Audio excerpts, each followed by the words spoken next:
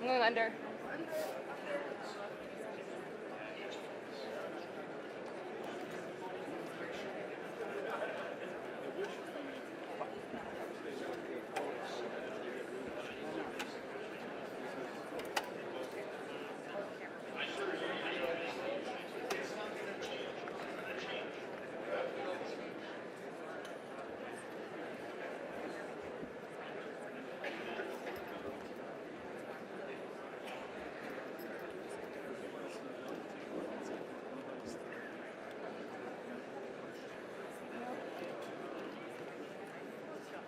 You mean like the Treasury Secretary?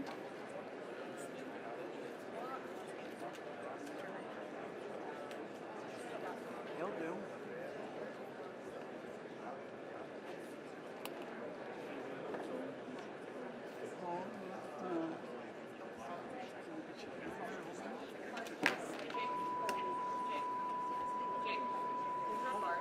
I'm sorry.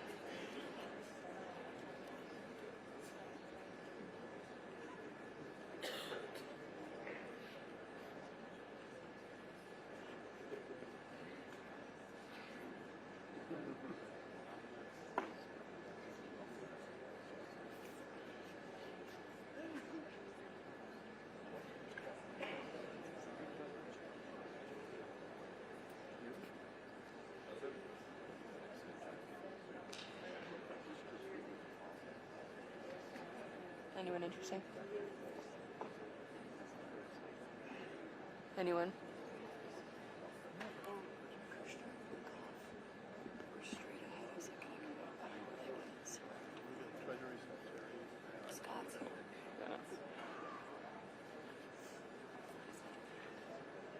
He was here last night.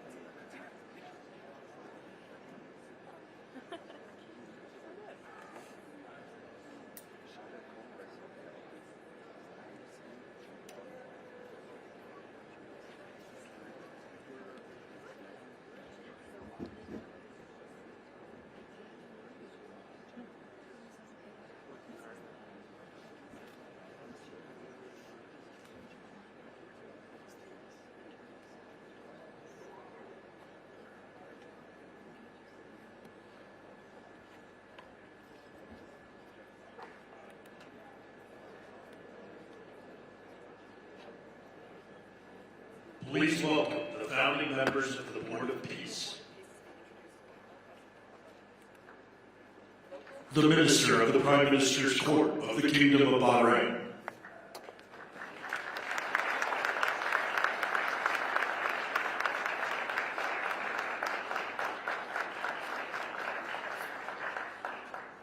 The Minister of Foreign Affairs of the Kingdom of Morocco.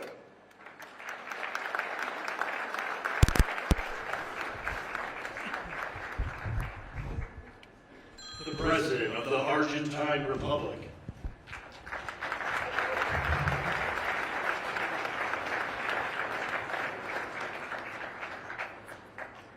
The Prime Minister of Armenia.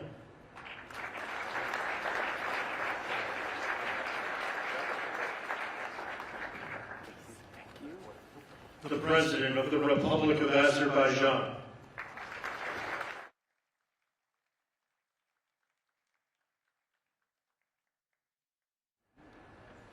The Prime Minister of the Republic of Bulgaria.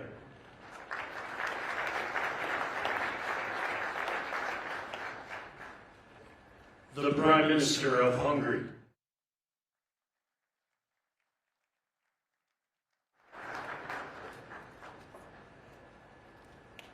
The President of the Republic of Indonesia.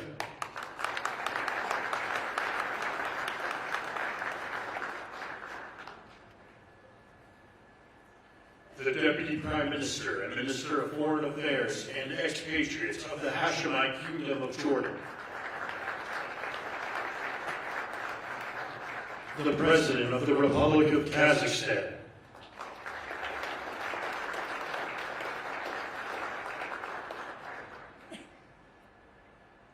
The President of the Republic of Kosovo.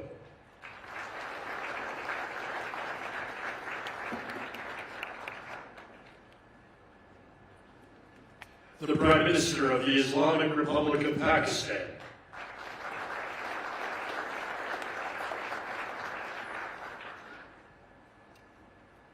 The President of the Republic of Paraguay.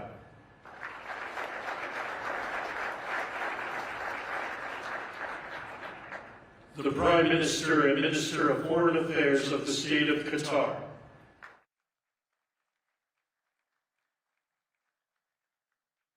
The Minister of Foreign Affairs of the Kingdom of Saudi Arabia.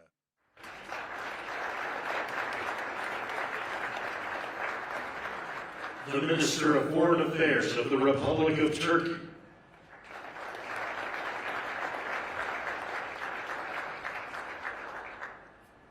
The Special Envoy to the United States For the United Arab Emirates.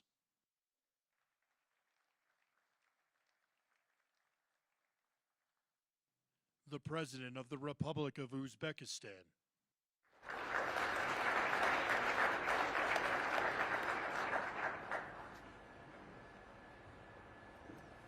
The Prime Minister of Mongolia.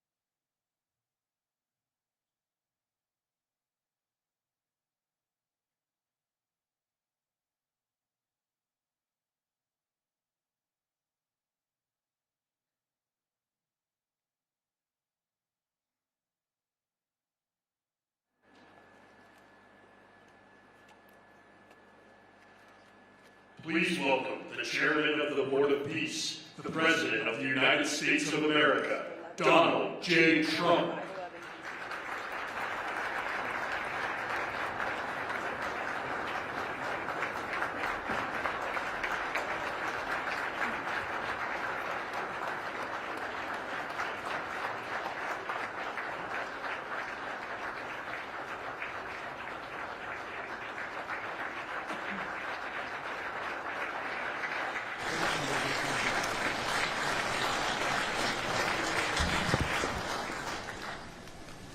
Well, this is a very exciting day. Long in the making, and many countries have just received their notice. And everybody wants to be a part of it, and we'll work with many others, including the United Nations. But I want to thank you all for being here. Yesterday we had an incredibly successful visit with many of the world's top business leaders, the best, the biggest, most successful, and foreign heads of state, and now we have one of the most important meetings of all, the official formation of what is known as the Board of Peace. I want to thank Secretary of State Marco Rubio, Special Envoy Steve Witkoff, and Jared Kushner, and their extraordinary work. I mean, they've done an amazing job. We have peace in the Middle East. Nobody thought that was possible. We've settled 8 wars, and I believe another one's coming pretty soon. You know what that is? The one that I thought was going to be an easy one has turned out to be probably the most difficult. Last month, 29,000 people died, mostly soldiers. Ukraine and Russia. Think of that, 29,000, 27,000 in the month before, 26,000 in the month before that. It's terrible. We have meetings and we think we're making a lot of progress. Thanks as well to Secretary Scott Bessent, Howard Lutnick, and Chris Wright, U.S. Trade Representative, Jamieson Greer. They're all doing such an incredible job. Ambassador Callista Gingrich, who is here, doing a fantastic, really fantastic work. Thank you, Callista. And many other members of my administration who are so committed to peace, and they're also committed to great success. Very importantly, let me recognize the very first group of distinguished members of the Board of Peace. They will be introduced by name in just a moment. Karoline will be doing that introduction. And each and every one of you, we are truly honored by your presence today. Leaders of countries, in most cases very popular leaders, in some cases not so popular. But that's the way it goes in life. Thanks as well to President Karol Nawrocki, Poland, who's a fantastic man. He just won a very big election. Very proud of him.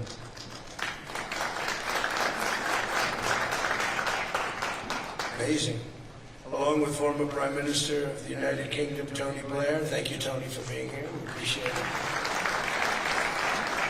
And members of the Board of Peace Executive Board, great group. This week marks the 1-year anniversary of my second inauguration as president.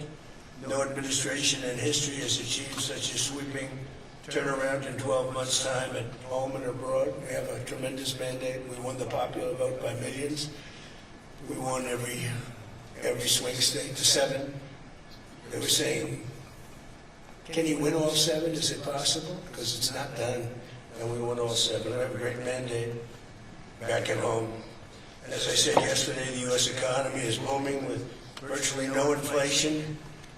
It was 1.2% for the last 3 months, and we inherited the worst inflation in the history of our country. And we have economic growth now of 5.4%, looks like. And I think that number can double and triple if we do the right things. And if we change thinking so that if you announce good numbers, the markets go up, instead of if you announce good numbers, the market goes down because everybody tries to kill it by lowering or raising interest rates depending on the situation. When America booms, the entire world booms. And we have secured commitments for over $18 trillion in new investment coming into our country, which is a record by many times over, not just by a little bit, by many times. There's no country ever in history that's gotten anywhere near that number. Slashed our trade deficit by 77%. This is in 1 year. Yesterday was 1 year. And signed historic trade deals with nations from all over the globe. Today, the world is richer, safer, and much more peaceful than it was just 1 year ago. We put out all those fires. A lot of people didn't know, including me, that some of those wars were going on. And some of them were going on for, in one case, 32 years, in another case, 35 years, and another one, 37 years. We were very happy to stop the war that had started with India and Pakistan, two nuclear nations. And I was very honored when the Prime Minister of Pakistan said President Trump saved 10 and maybe 20 million lives by getting that stopped just before bad things were going to happen. As president, I ended those 8 wars in 9 months, including Cambodia and Thailand, and by the way, many of the leaders are here, Kosovo and Serbia, the Democratic Republic of the Congo and Rwanda, Pakistan and India, Israel and Iran, Egypt and Ethiopia. We're working on that right now. I met yesterday with a very good general and a very good leader of Egypt. We're working on a dam that was built which precludes the Nile River from getting water. It's a little tough situation. But we'll get that settled. I really had it just about settled in my first term, and then we had a rigged election. It took me out of commission for a little while, but here I am back. We'll get it settled. But it's a pretty tough situation. The dam was built, and the water doesn't come down to the Nile. When I think of Egypt, I think of the Nile, but I think of the Nile with water in it. Armenia and Azerbaijan. I mean, a lot of these leaders have become my friends. They become my friends. They're here. And of course, the war in Gaza, which is really coming to an end. We have little fires that were put out, but they're little. They were giant, massive fires, and now they're down to little fires, and we can put them out very easily. We have 59 countries that fires, and now they're down to little fires, so we can put them out very easily. We have 59 countries that are involved in peace in the Middle East. Many of them not in the Middle East. They're near the Middle East, but they're not in the Middle East. And many have said that if Hamas doesn't do what they promised they would do, and I think they probably will, but they were born with rifles in their hands. They were literally born. The first day they had a rifle put into their hands. But they have to give up their weapons, and if they don't do that, it's going to be the end of them. But many countries have told me, we want to go in and do it, and they really aren't countries that you traditionally think of as being involved in that. But that's the fire. Hezbollah in Lebanon, we have to do something about that. But these are, I call them remnants. They're small remnants compared to what it was before. It was massive, large, powerful countries fighting each other. In another great victory for the ultimate goal of peace in June, we obliterated Iran's nuclear enrichment capacity with Operation, we call it Operation Midnight Hammer. It was midnight, it was dark, no moon, and every single one of those bombs from the B-2 bombers hit the air shafts and went deep into the earth and totally obliterated everything that they were doing. They were 2 months away from having a nuclear weapon. Can't let that happen. And Iran does want to talk, and we'll talk. We've also hit ISIS in Syria, and very strongly, as you know. In my first administration, I took out al-Baghdadi, the founder of ISIS, and he was trying to start it up again because due to the tremendous talent of General Raisin Kane, as I call him, he wiped out ISIS in a period of 3 weeks in my first term. You know, we had a great first term, but the second term is, I think, blowing it away, actually. But we took out ISIS, and we had, it was gone, but during the Biden administration, it formed again a little bit. We hit it very hard in Syria. And Syria, by the way, I spoke with the president, is making a lot of progress, tremendous progress, actually. We're very happy about that. We took off all sanctions, which gives them a chance to breathe. And he is working very, very hard, and I think he's going to put it all together. So many things are happening, many good things. Threats to Europe and America, the Middle East, and other places are really calming down. It's a lot different than it was just 1 year ago. Just 1 year ago, the world was actually on fire. A lot of people didn't know it. And in Nigeria, we're annihilating terrorists who are killing Christians. We've hit them very hard. They've killed thousands and thousands of Christians. What's that all about? Much of this unprecedented success is possible because I rebuilt our military in my first term, and now we're making it even stronger. We have a budget of over $1 trillion this year, and next year we're going to $1.5 trillion. Our country's never done better economically. We're taking in numbers that we've never taken in, not only the fact that the investment is at 18 trillion plus, but our jobs numbers, everything is, I think, maybe better than ever before. I think you're going to see and a lot of you are investing in our country. I think you're going to be extremely happy with your investments. I think you'll see numbers like you haven't seen before. I also secured commitments from virtually all NATO allies to increase their defense spending to 5% of GDP. Everybody but Spain. I don't know what's happening with Spain. Why would they not do that? They want a free ride, I guess, huh? Every country but Spain increased to 5%. I don't know why. We're going to have to talk to Spain. With America's renewed attention to security of the Western Hemisphere, I've stopped the invasion on our southern border and designated the drug cartels as foreign terrorist organizations. And you probably saw that we've virtually stopped almost 100% all drugs coming in by water. And now we're going to stop them on land. The land is easy. The water is tough. But that's down now. I heard it just last night. It was 97. Now it's 98.1%. And we're trying to figure out who are the 2% that are willing to get into those boats. I don't think they watch television or the news. But we've taken out almost 100% of all of the drugs coming into the United States by water. And now we'll, I think, very easily stop them on land. That's the easy part. We wanted to wait till the other was taken care of. And earlier this month, thanks to the unrivaled skill, power, and might of the U.S. military, we have the most powerful military in the world by far. We captured the outlaw dictator, Nicolás Maduro, and the people of Venezuela are very happy about it. And we're having great relationships with the new leaders of Venezuela. The relationships have been good. We're opening up the country to our giant oil companies, and it's going very well. We've already taken out, think of this, 50 million barrels of oil, and a lot of that's going to go back to Venezuela. They'll do more income with us in a short period of time than they did in years, because as much oil as they have, and they have a lot, just about the most.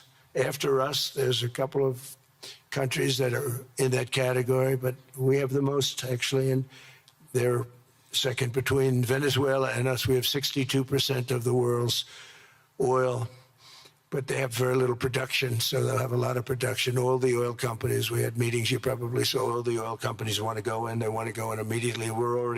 They're already touring the sites. But our military was amazing. That strike was amazing. We had a second wave coming. We didn't need it. They said, no second wave. We don't want a second wave. The first wave was enough. And, of course, we're working to end the horrible killing in Ukraine, a war that should never have happened and would have never happened if I were president. That was not going to happen. I used to speak to Vladimir Putin about Ukraine, and it was the apple of his eye, but he would never have ever done it. Said, you can't do that, Vladimir. As part of this historic record of major peace initiatives, today we're announcing more details regarding the Board of Peace, so important. This board has the chance to be one of the most consequential bodies ever created, and it's my enormous honor to serve as its chairman. I was very honored when they asked me to do it. We had an idea to do it, and then they came. They said, "You be the chairman." And but I take it very seriously. We have a great group of people, and incredible young people that are leading it from within. It's running beautifully. Started already, and every country, just about every country, wants to be a part of it. And we just sent out the letters a couple of days ago, and these are just the countries that are here. They happen to be in Davos. So we said, would be honored if you wanted to join us up on the stage. And it's really great. They're friends of mine. I think, let me see. Yeah, every one of them is a friend of mine. Let's see, a couple I like, a couple I don't like. No, I like, actually, this group, I like every single one of them. Can you believe it? Usually I have about 2 or 3 that I can't stand.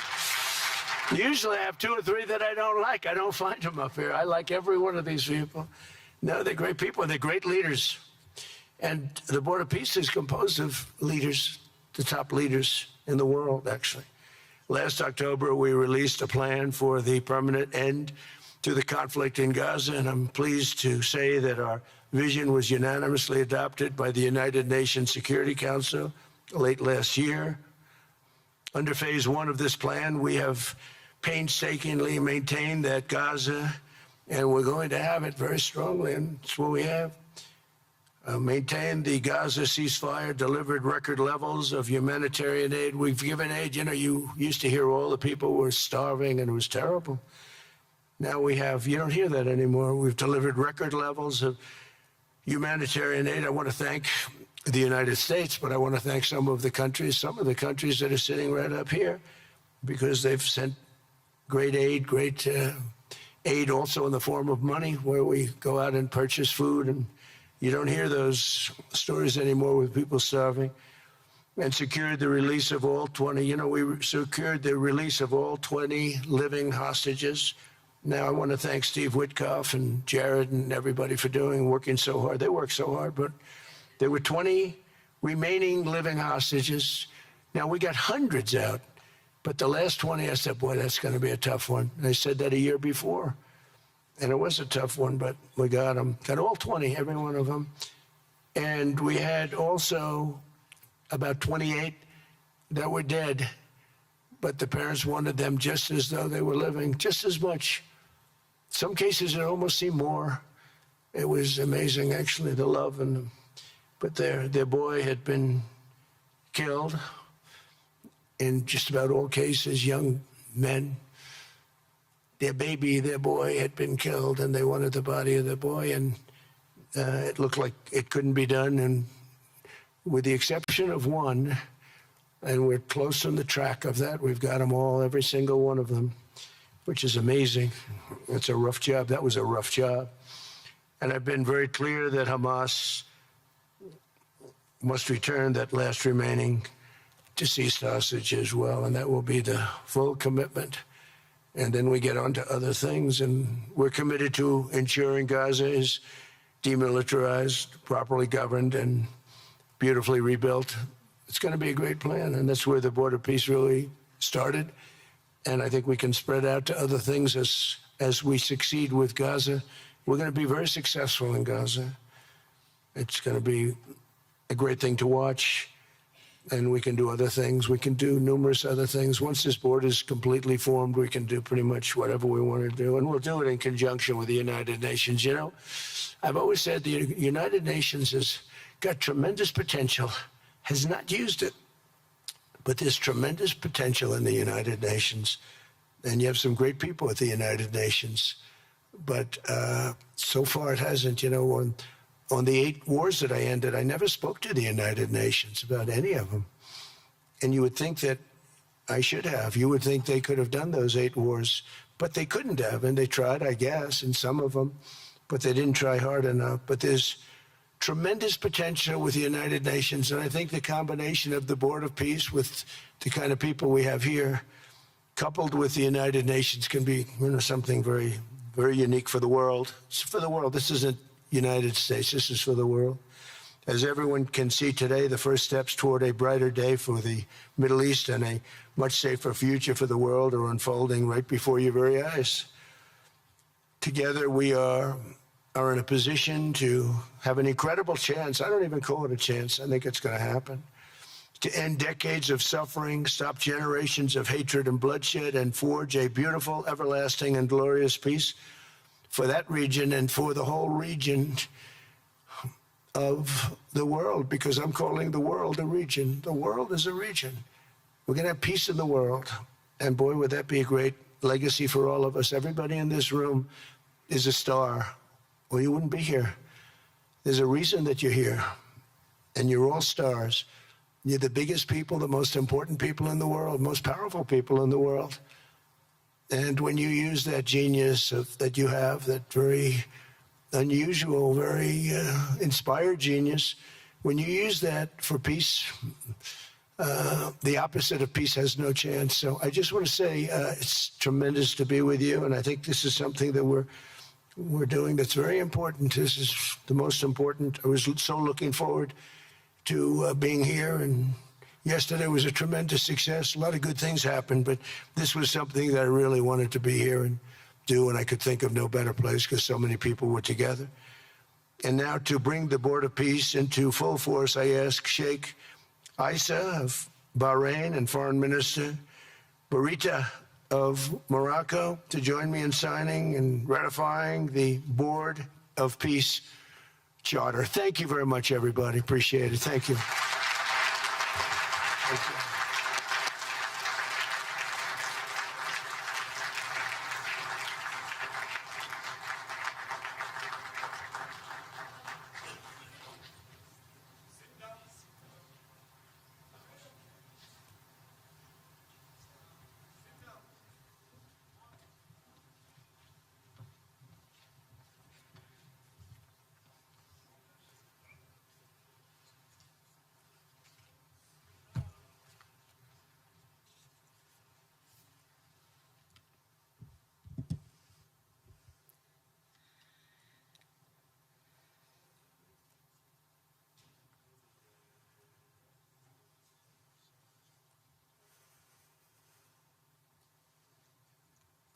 Okay.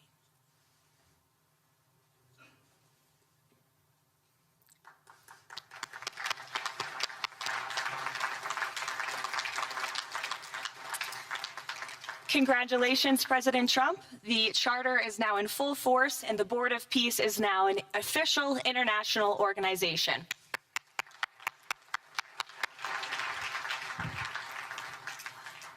We will now continue the signing ceremonies, beginning with the President of Argentina and the Prime Minister of Armenia.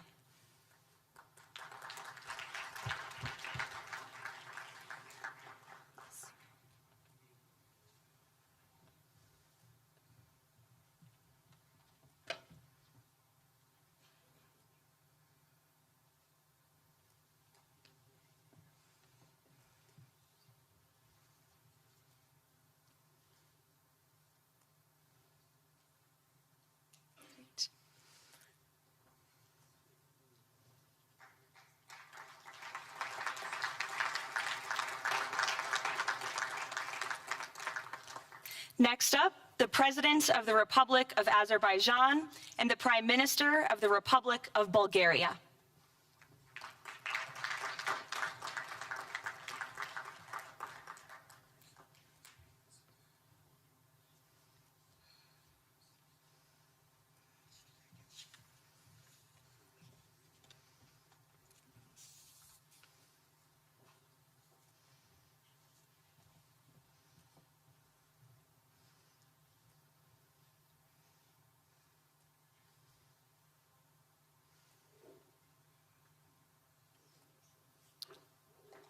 Thank you. Next, the Prime Minister of Hungary and the President of the Republic of Indonesia.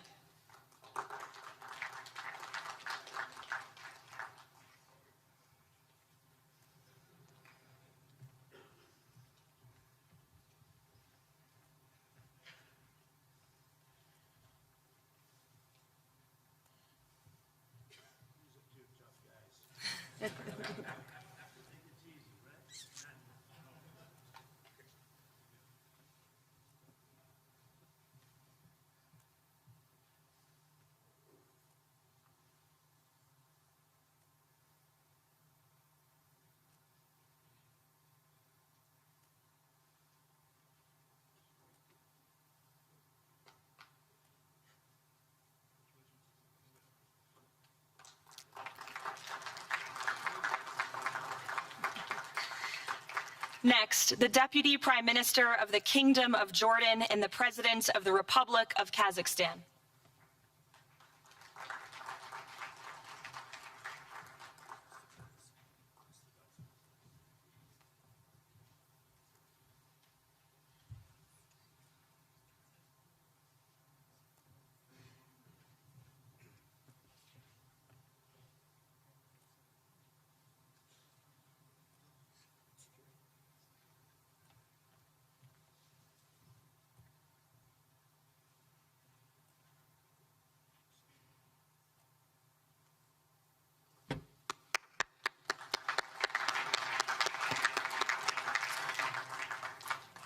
Next, the President of the Republic of Kosovo and the Prime Minister of the Islamic Republic of Pakistan.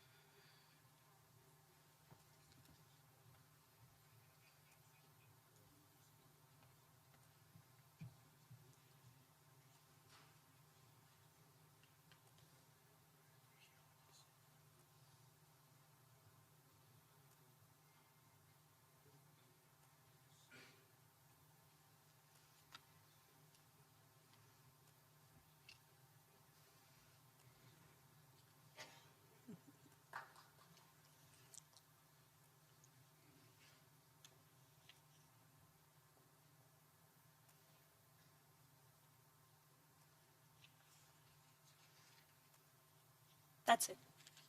Yes. Thank you.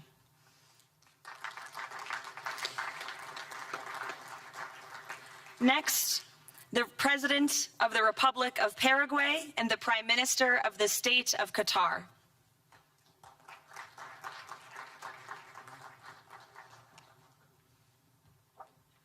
Hello, good, how are you?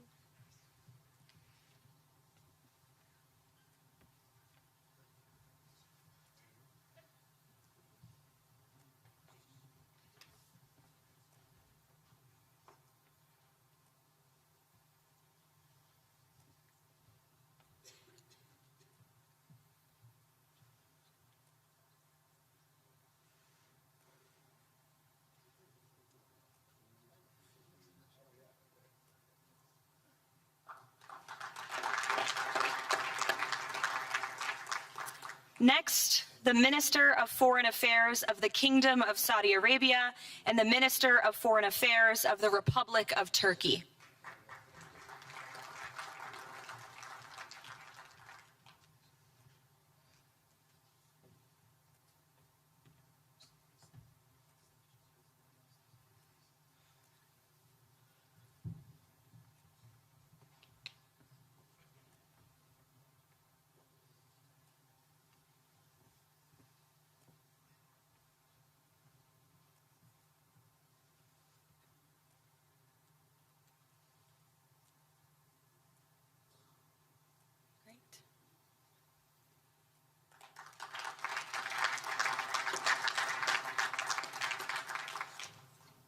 Next, the Chairman of the Executive Authority Affairs of the UAE and the President of the Republic of Uzbekistan.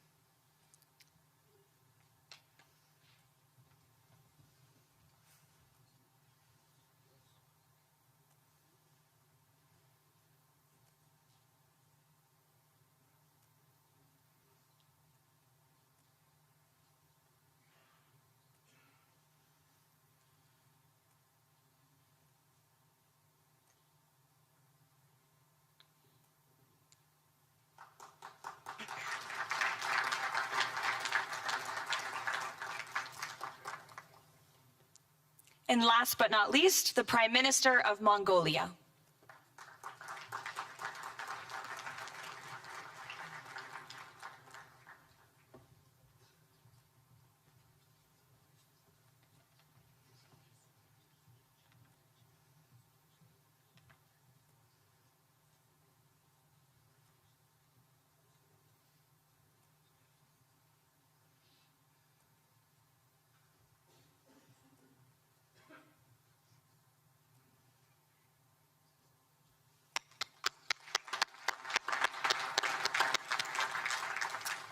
Congratulations, everyone. This concludes the signing ceremony. If President Trump and all of the Board of Peace members could please join the President around the table. The President is now going to sign the inaugural resolution that will resolve the Board of Peace's Gaza mandate per the United Nations Security Council Resolution 2803.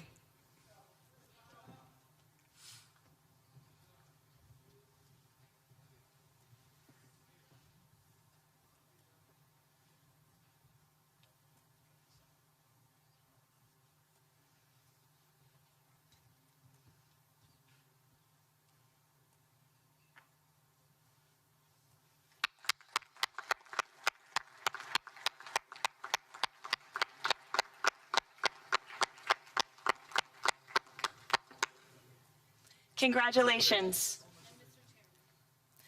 If President Trump and all Board of Peace members could please take their seats in the front.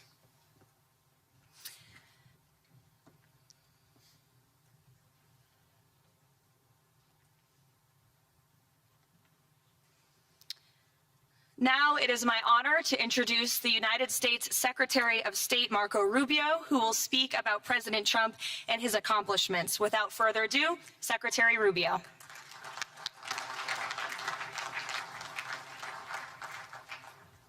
Thank you very much. It's an honor to be here today. It's an honor to serve as the Secretary of State during a historic presidency. And it's a historic presidency because the President of the United States, Donald J. Trump, is someone who is not limited by what others say is possible or what others say is impossible. He's not limited by some of the things that have happened in the past, and he's willing to talk to or engage with anyone in the interest of peace, always putting the American people and our national security first, but understanding that in the world that we share with so many others, peace is paramount to all of us. We are here today because of President Trump's vision. If we go back just a few months ago, people thought what was happening in Gaza was impossible to solve. 28 hostages that were dead, others that were still living, all these hostages that were being held. No one thought that that would ever come to a resolution without more fighting and more bloodshed along the way. In fact, frankly, many thought it was intractable. And sadly, many of the institutions that have served us well, in many cases, for the last 70 years, were unable to do anything about it.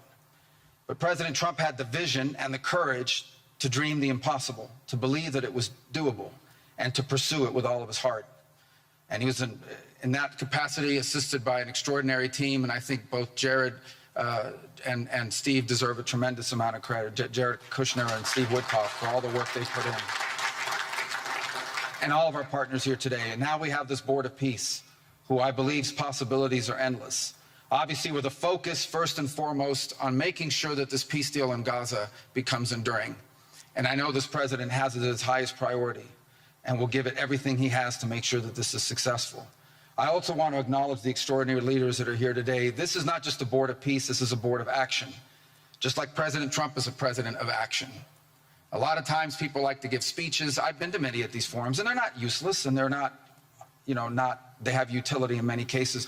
But oftentimes in international affairs, we often find ourselves at events where people are reading these scripted statements, these strongly worded letters that they put out, but no action, nothing happens. This is a group of leaders that are about action. And the President of the United States is a president of action, of getting things done. And today is the beginning of that, of a new era and a new stage that we think is so important as a model to the rest of the world of what is possible. And clearly the focus is right now on Gaza and making sure that the plan that's about to be presented to you here today, this vision for the future of Gaza, this vision for the future of the region, is not just possible and promising. It is our destiny if we put the time and the effort that it requires, as I know this board will do. But I also think it will serve as an example of what's possible in other parts of the world. Without losing focus on what's before us now, this is what's possible for other places and other conflicts that seem impossible to solve right now. So I want to, on behalf of the United States, on behalf of the team that worked so hard on this, thank every single one of the leaders that are here today and all the countries that have committed to joining, and many others who are going to join. Others either are not in town today or they have to go through some procedure internally in their own country because of constitutional limitations, but others will join. Many want to be a part of this effort because it is going to be a successful effort. And you see it reflected here today among countries of different backgrounds from different parts of the world, majority Christian some, majority Muslim others, who've come together, in fact, former adversaries who have joined here as part of this Board of Peace. And all was possible, and I want to acknowledge this again, because of the vision and the drive of the President of the United States. So thank you all for joining us here today. We appreciate it very much.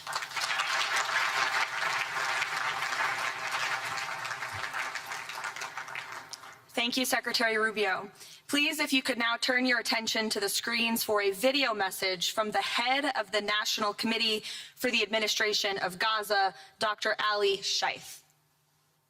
Distinguished leaders, colleagues, and friends, it is an honor to be here today. I want to start by thanking President Donald J. Trump and his administration for their intensive efforts to advance peace in the whole region. I also thank Egyptian President Abdel Fattah al-Sisi, Qatar, and Turkey as mediators, the Palestinian Authority, and members of the United Nations Security Council for welcoming the comprehensive peace plan.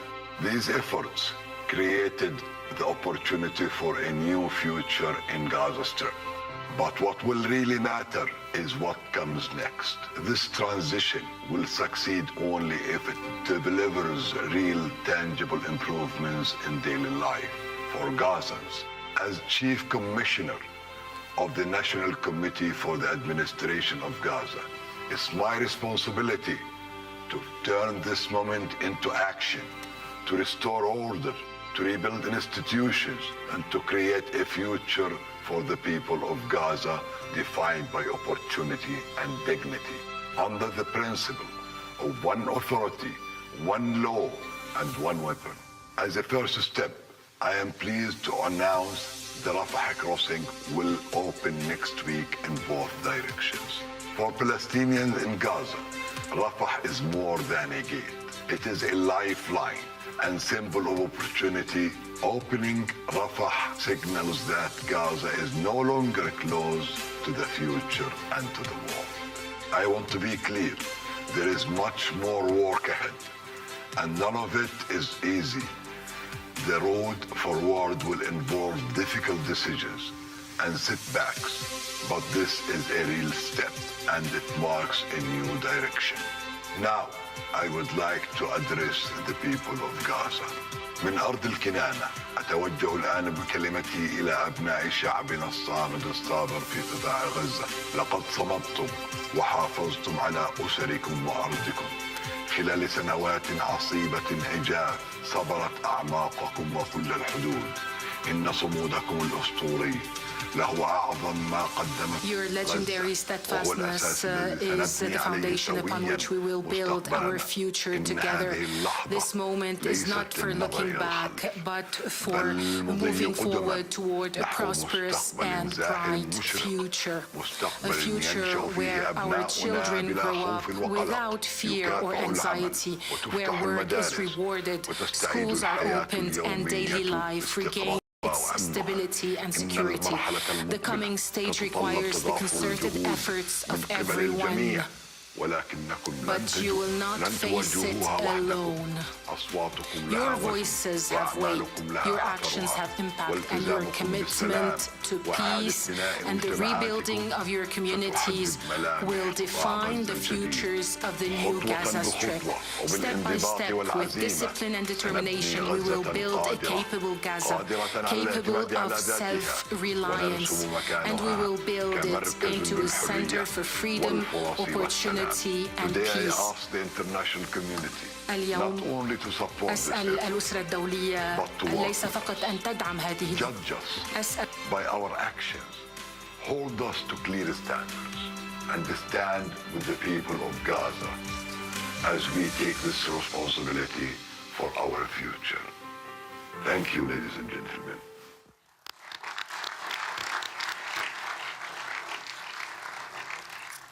I now would like to welcome to the podium U.S. Special Envoy Steve Witkoff and Jared Kushner.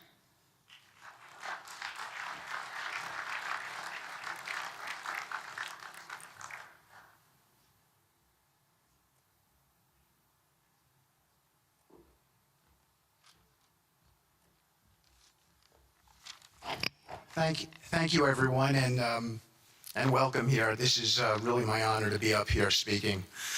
I remember when the president asked Jared, I, and of course our great Secretary of State, to work on something that the world thought was impossible and unattainable.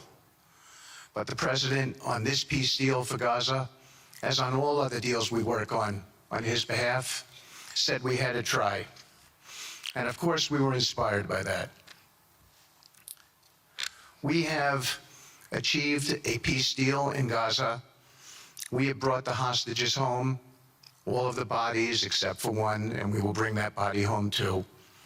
And maybe most importantly, we have created a sense of hope for what the future can bring in Gaza and all other places where the Board of Peace will operate. And I am so honored, Mr. President, to have worked on this on your behalf. I'd like to thank some people here who are here with us tonight who have done so much, done indispensable work to bring this deal together.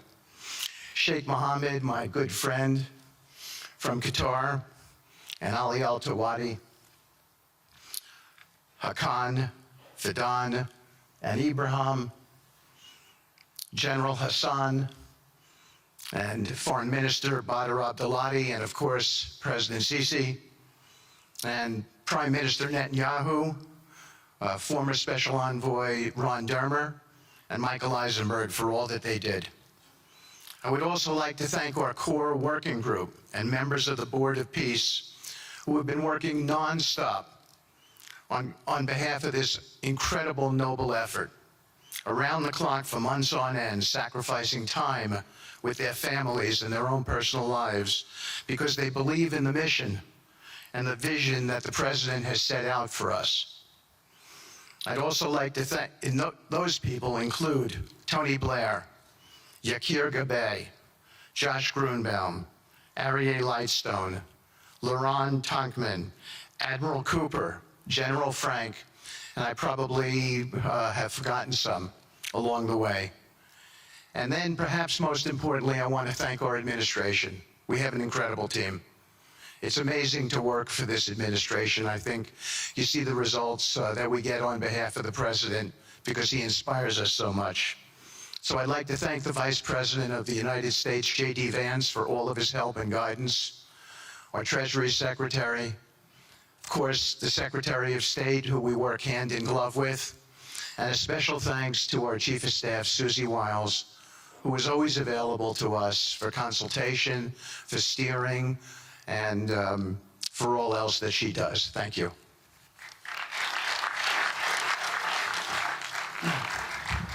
Thank you, Steve. And I have to say, one of the great honors for me of being able to work on this has been working with Steve, who really is as brilliant as he is. His heart is tremendous. He's a lot of fun to be with. And even in some of these, very difficult moments where we didn't think things were happening, working together really was an amazing treat. I'm going to go now today just through a couple quick slides just to show you the progress that's been made in the last couple months. It was just over 100 days ago that we got the final deal done, and everyone was celebrating and joyous about the hostages coming home and the end to this long war that nobody thought was possible. And Steve and I were panicking, saying, what do we do next? How do you implement peace? And as you guys know, peace is a different deal than a business deal because you're changing a mindset. And in Israel, there was 2 years of very intense war. For the people in Gaza, there was more than just 2 years of war. They had 20 years of hopelessness being ruled by a terrorist organization. For the people in the Middle East, their hearts were pulled by this. And throughout the entire world, it really was weighing on us. And so we needed to think about, what do we do next? How do we change the habits? How do we change the behaviors? And we really got to work right away. And the team that Steve thanked, including the White House team and the team, the volunteers, it's really been an incredible effort, very entrepreneurial. And we really did it in the way. I've been working now with President Trump for 10 years on politics. And what continues to amaze me is that he always takes a first principles approach and says, what's the most optimal outcome? Aim for that. Whereas politicians are always focused on the downside or what could go wrong or how to make it a little bit better. He always says, aim for the best possible and do your best to get there. And if everyone thinks it's impossible, that's even more reason why you should aim for it. And so really thank you for the leadership and the inspiration for doing this. And I think you'll see today we've achieved more than thought was possible. And our ambition is still to go for something, I think, better than most people think is possible as well. So let's see if these things work. They never usually work. Good. So quickly, I'll go through this 2-year war, 90,000 tons of munitions, there's over 60 million tons of rubble there, and tens of thousands of fatalities. Through the ceasefire, we were able to get to the 20-point plan, ceasefire, release of hostages. Getting the UN resolution passed was a huge, huge effort, really thanks to Mike Waltz and the whole team there. They did an incredible job. And we then, with the help of the UN, we've worked very, very well with them. This is why you need a new organization like the Board of Peace to work with the UN. I want to thank Tom Fletcher, did an incredible job of really getting it going. We've done historic humanitarian aid. Going forward, number one thing is going to be security. Obviously, we've been working very closely with the Israelis to figure out a way through de-escalation. And the next phase is working with Hamas on demilitarization, which I'll talk about in a second. But without security, nobody's going to make investments. Nobody's going to come, build there. We need investments in order to start giving jobs. We want to take these people. 85% of the aid of Gaza, 85% of the GDP of Gaza has been aid for a long time. That's not sustainable. It doesn't give these people dignity. It doesn't give them hope. And so we want to use free market economy principles. A lot of what President Trump spoke about that he's doing in America, we want to bring the same mindset, the same approach to a place like Gaza to give these people the ability to thrive and have a good life. Let's see.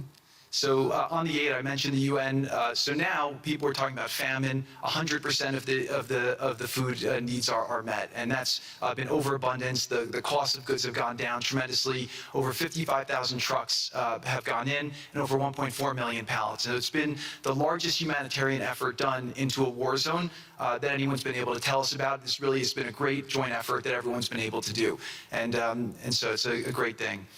We all just heard from Ali. We have been so impressed. Steve and I were speaking to him and the entire committee.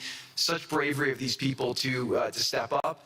And we've worked with the Palestinian Authority, who's been helping us as well. But this committee is the first time it's a technocratic, apolitical committee. I really want to thank the Arab partners for helping us select the right people to do this, and we just need to believe in them and support them. I put this up here. It's probably a little too small for me to read, but this is really important if you saw the mission statement. So Hamas's mission statement was, we need to destroy the state of Israel.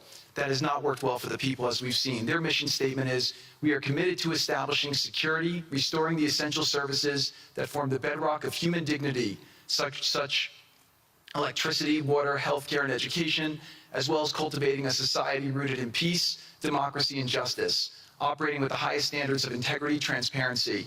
So these are the basic things. Their goal is to have peace and to help their people, which is an obvious mission statement for a government, but actually fairly novel for Gaza.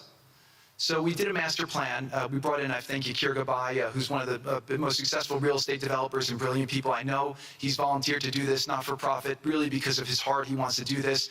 And we've developed ways to redevelop Gaza. Gaza, as President Trump's been saying, has amazing potential, and this is for the people of Gaza. We've developed it into zones. In the beginning, we were toying with the idea of saying, let's build a free zone, and then we have a Hamas zone. And then we said, you know what, let's just plan for catastrophic success. Hamas signed a deal to demilitarize. That is what we are going to enforce. People ask us what our plan B is. We do not have a plan B. We have a plan. We signed an agreement. We are all committed to making that agreement work. There's a master plan. We'll be doing it in phasing. In the Middle East, they build cities like this in 2-3 million people. They build this in 3 years. And so stuff like this is very doable if we make it happen. Rothel will start with. This will show a lot of workforce housing. We think this could be done in 2-3 years. We've already started removing the rubble and doing some of the demolition. And then New Gaza. It could be a hope, it could be a destination, have a lot of industry, and really be a place that the people there can thrive, have great employment. Once this starts going, we think there should be 100% full employment and opportunity for everybody there. And we have a lot of data on what can be, but we think that this really gives the Gazan people an opportunity to live their aspirations. But it all starts with security, and it all starts with governance. Final note I'll just say on the Board of Peace, which is that all the lessons we're doing is we're basically studying the best practices from all over the world, and we're watching who does education the best, who does healthcare delivery the best. All of these things it's not secret IP. All this is IP that the Board of Peace is going to make public, and we want to encourage all the countries to be able to follow these best practices. A lot of the things that President Trump is doing in America, if they're working, we should all be copying them. If we find what's working in other countries, we should be copying them too. And so what the Board of Peace will have the ability to do if we're successful with Gaza is really show how do you do peace implementation, which is something that when we got this deal done, we didn't really find too much expertise or know-how on how to do it. So as we're creating this system, hopefully it's something that we can just document these learnings and make them available to all else who want to use them in the future. So demilitarization, this is something we're starting now. We have a new government in Gaza. This government will be working with Hamas on the demilitarization to really take the principles that were agreed to in the document to the next phase, and hopefully that will be successful. Without that, we can't rebuild. So if Hamas does not demilitarize, that will be what holds back Gaza and the people of Gaza from achieving their aspiration, and that's very important. So the next 100 days, we're going to continue to just be heads down and focused on making sure this is implemented. We continue to be focused on humanitarian aid, humanitarian shelter, but then creating the conditions to move forward. So thank you. Final point I'll just make is this is really only possible because of the work of so many people and President Trump's great leadership. But a lot of you have been asking, how can we help? So the countries have all been incredibly generous. We'll be doing the first conference where we'll announce a lot of the contributions that will be made in a couple weeks in Washington.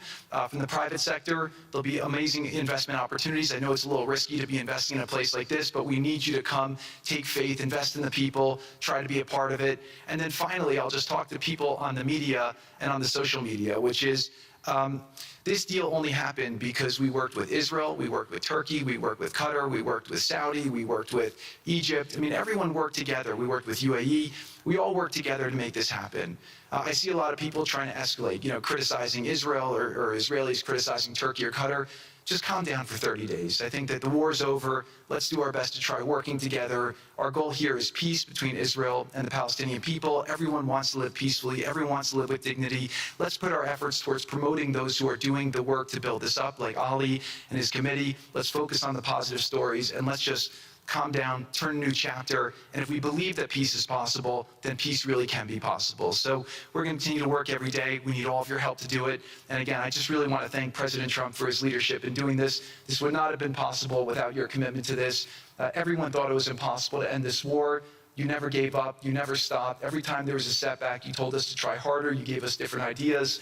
And we've made several impossible things happen just in Gaza to date. And no reason why we shouldn't be able to make even more impossible things happen. So really thank you for your amazing leadership.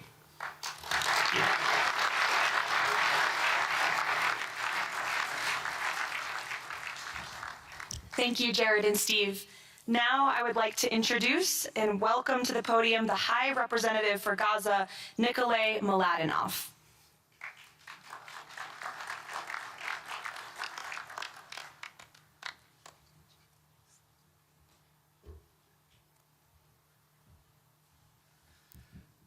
Mr. President, it's a great honor and a massive responsibility for me, for my team, for all of us to be here with you to begin this journey.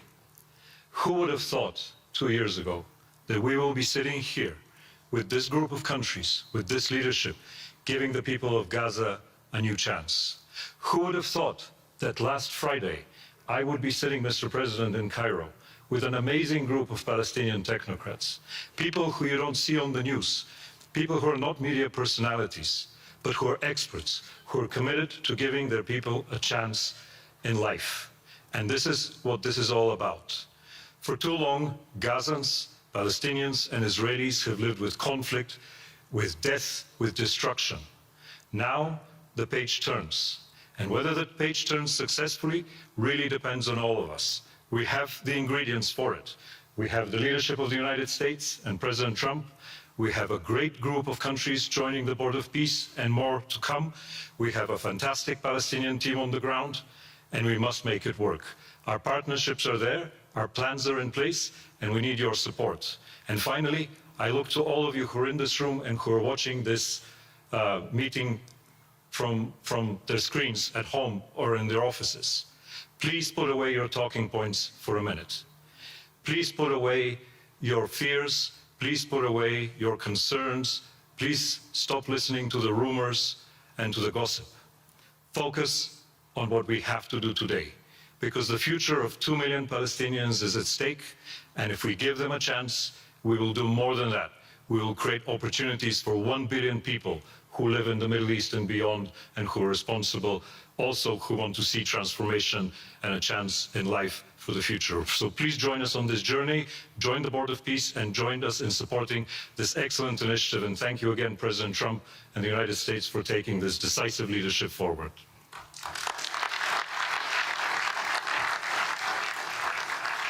Thank you. President Trump, would you like to make some concluding remarks?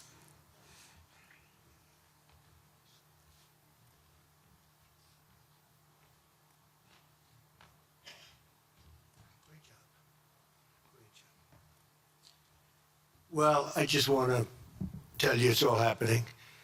And one of the first things I said when we really got involved in this project, and it's a big one, but it's very doable, I said to Jared and Steve and some of the other folks, including Larry Fink, and congratulations on the great success. The two of you have done a fantastic job.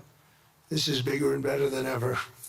We usurped some of your time for a very important reason, and you understand that better than anybody, and we appreciate that you're here very much. Thank you both very much. But I said that, this is a great location.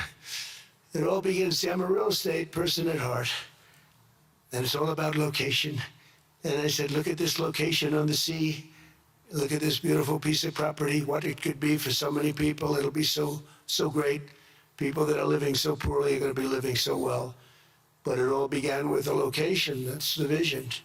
They look out on the waters, and very few places are like it.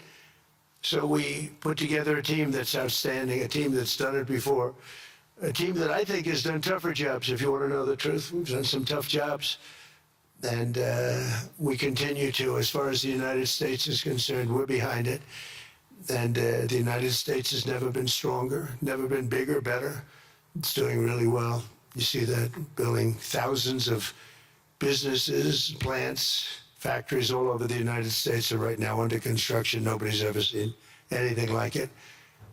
And this is just an honor to be involved with this and to be involved with the great people in this room and the great leaders that are sitting on stage. We thank you very much.